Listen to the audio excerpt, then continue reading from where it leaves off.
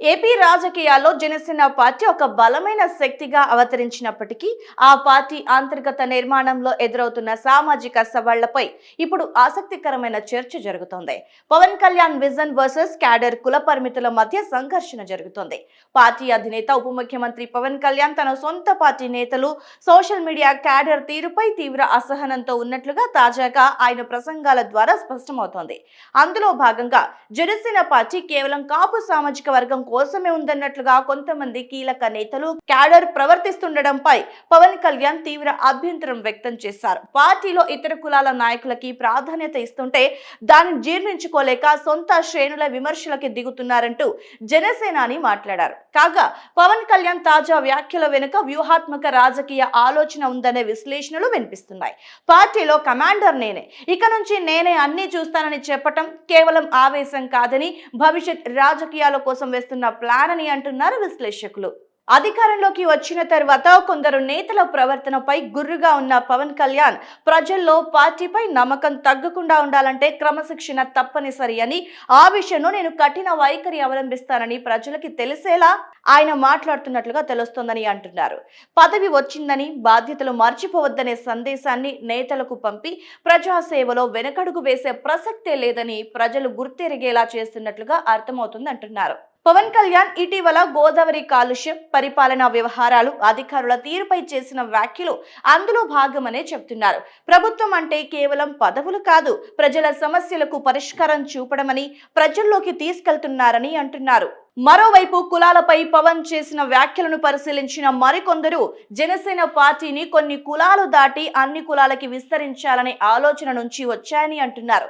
ప్రస్తుతం కూటమి ప్రభుత్వంలో భాగస్వామిగా ఉన్నప్పటికీ జనసేన స్వతంత్ర రాజకీయ శక్తిగా నిలవాలనే ఆలోచన పవన్ లో బలంగా కనిపిస్తోందని చెప్తున్నారు. జనసేన పార్టీకి ఇది కీలక దశ అని, అధికారంలో ఉన్న ఈ సమయంలో ప్రజల్లో బలమైన గుర్తింపు తెచ్చుకోకపోతే భవిష్యత్తులో పార్టీ సపోర్టింగ్ పార్టీగానే మిగిలిపోయే ప్రమాదం ఉందని పవన్ అంచనా వేస్తున్నారని చెప్తున్నారు. పార్టీ విస్తరణలో భాగంగా స్థానిక సంస్థల ఎన్నికలను వాడుకోవాలని పవన్ కళ్యాణ్ చూస్తున్నారని చెప్తున్నారు.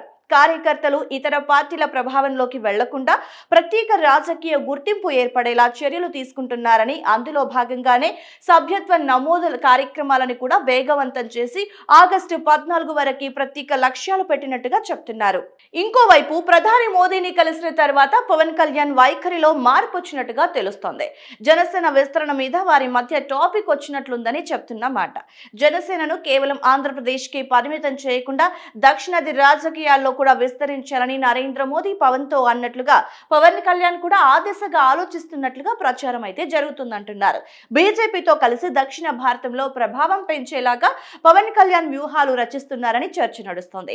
నిజం చెప్పాలంటే ఇంకా జనసేన పార్టీకి క్షేత్ర స్థాయిలో సరైన నాయకులు లేరు. ఆ లోపాన్ని సరిచేసుకోవటానికి పవన్ పావులు కదుపుతున్నట్లుగా తెలుస్తోంది. ఇటు ఏపీలో బలం పెంచుకుంటూనే తెలంగాణలో బీజేపీ టీడీపీతో కలిసి పోటీ చేస్తే ఎలా ఉంటుందనేది ఆలోచిస్తున్నట్లుగా సమాచారం. ఇందుకు వచ్చే జిహెచ్ఎంసీ ఎన్నికలే డెడ్ లైన్ గా పెట్టుకుంటున్నట్లుగా తెలుస్తుంది. ముందుగా ఏపీ, తర్వాత తెలంగాణ, ఆ తర్వాత కర్ణాటకలో బీజేపీతో ముందుకు వెళ్లేందుకు పవన్ ప్లాన్ చేస్తున్నాడని సమాచారం. మరోవైపు దక్షిణంలో పెద్దగా పట్టులేని బీజేపీ కూడా పవన్ కళ్యాణ్ ను ఓ ఆయుధంగా వాడుకోవాలని చూస్తుందని చెప్తున్నారు. ఆయన సినీ గ్లామర్, పొలిటికల్ ఇమేజ్, హిందుత్వంపై స్టాండ్ తమకి ఉపయోగపడుతుందని బీజేపీ సైతం భావిస్తున్నట్టుగా విశ్లేషకులు చెప్తున్నారు. ముందు కులం నుంచి బయటపడి బయట కులాలకి దగ్గరయ్యి అనంతరం బయట రాష్ట్రాలకి విస్తరించాలని ఆలోచిస్తున్న పవన్ కళ్యాణ్ కి రాబోయే రోజులు ఎలా ఉంటాయో, పరిస్థితులు ఎలా సహకరిస్తాయో చూడాలి.